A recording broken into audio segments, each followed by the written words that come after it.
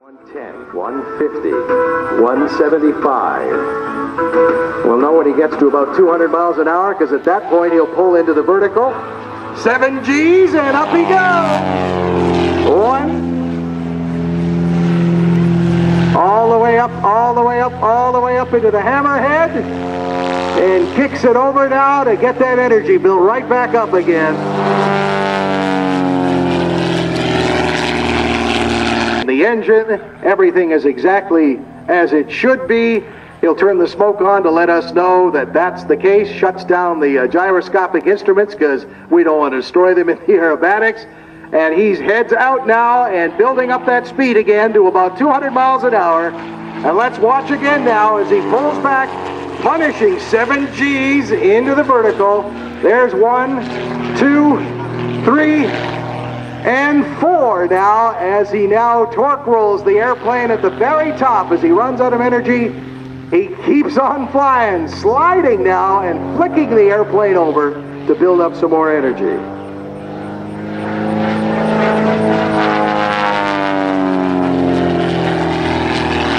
Back up into the vertical he goes. Rolling inverted now and pulling back over the top.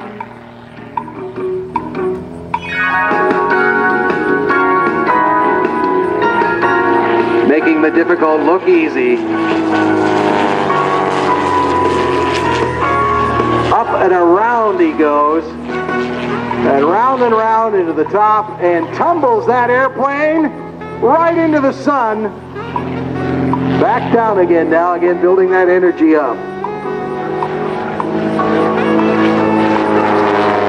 The original Skybolt was designed as a sport plane for weekend type flying and light aerobatics. The unique and colorful paint scheme designed to make it easy for the audience to follow the maneuvers, but the modifications as he pushes over the top. Little 0 G at the top there, just like the astronauts for a while. With just a moment of forgiveness from Mother Earth and gravity.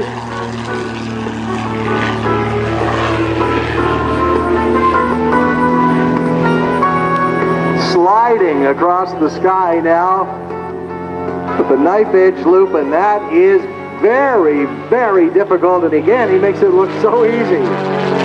That knife edge climb, holding that 45-degree knife edge. As again now he pulls through to build up the energy and the airspeed he needs for more. 1,365 pounds of airplane without Randy in it, 38 gallons of fuel. The cruise speed of 186 miles an hour, but he can do much more than that.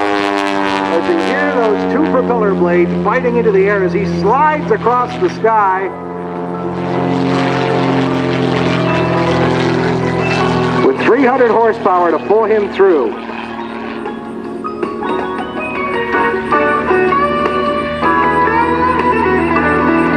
Randy and his wife Linda moved their base of operation to an airport community near Tulsa, Oklahoma now, where he's out of. One of our American friends supporting, and Bob Shabak tumbles that airplane round and round. The Czech word for hangover, and I think you can see it's aptly named.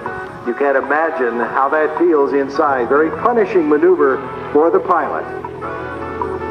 And pushing up and out on the top. And again at the top, where the energy is the least. Our pilots, because they know precisely when and feel it with their experience and their abilities, they can fly right out of that and make the airplane do some incredible things with the least amount of energy, right on the edge. So around and around he goes. Up to the very top where he's running out of energy again, kicks it over to change direction in the hammerhead. Starts building up that speed and energy. Oh, and some punishing G's there as he pulls back up again into the vertical.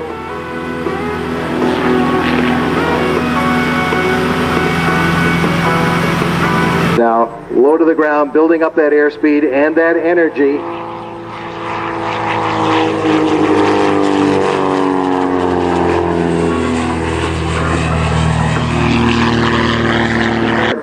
most importantly, protect engines against corrosion. They help him stay flying, as right now he's right on the edge. Once again, right on the edge of falling and not flying. The airplane barely getting the lift. As you hear him play with the throttle, the horsepower of this engine, the power, and feeling the flight as he dances on the controls to keep it in the air at its slowest speed possible. He is just less than a second or an inch away from falling instead of flying as he finesses it all the way down the show line. And of course flies right out of it, making the difficult look easy. Just loves doing this. Pulling up to 8 positive Gs. The airplane stressed to 9 and 4 negative. Oh, and you hear the air between the wings of those wires. Doesn't that sound lovely? In the mid-90s.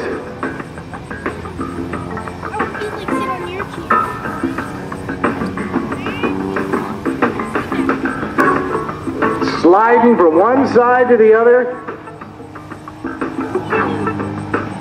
Snapping that airplane around, kicking it one way, getting it going the other way, and now he'll kick it over again. There he goes. Oh, that's difficult, and it's punishing in the cockpit as he goes for one more. Let's do it again. And this time he kicks it around again, snapping that airplane around. One more for good measure. One way, then the other way. Now get her rolling, and around she goes. Randy Harris and the Skybolt 300.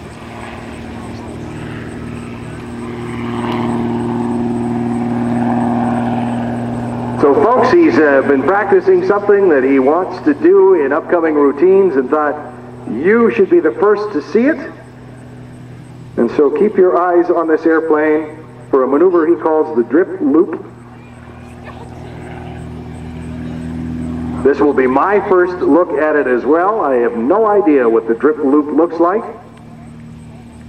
We're waiting for these clouds to pass, by the way, and Randy obligingly said, you know what? It's going to be here. It's going to be for you today.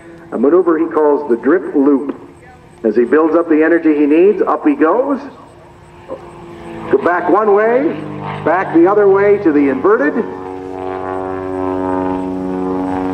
Pulling through now. Tightening, tightening, tightening. 6, 7 Gs. G's still on as up he goes again.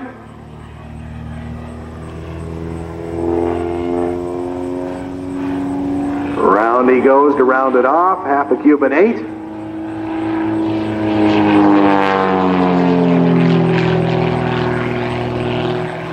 There's a clean loop. Snap roll on the bottom of the drip loop.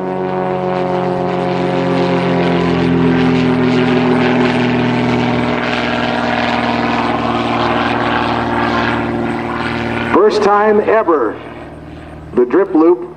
In other words, he's got his snap roll on the bottom as opposed to the top.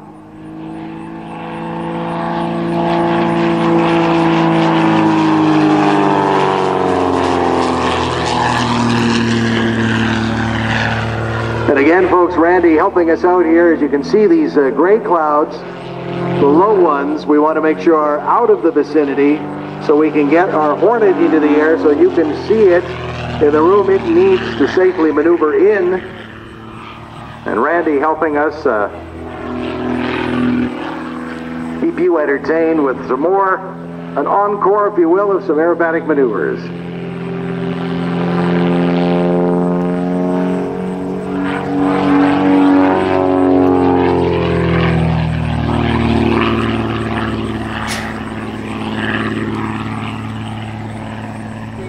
To end the afternoon with a bang. I just love the sound of the air moving between the wings of that airplane and those wires.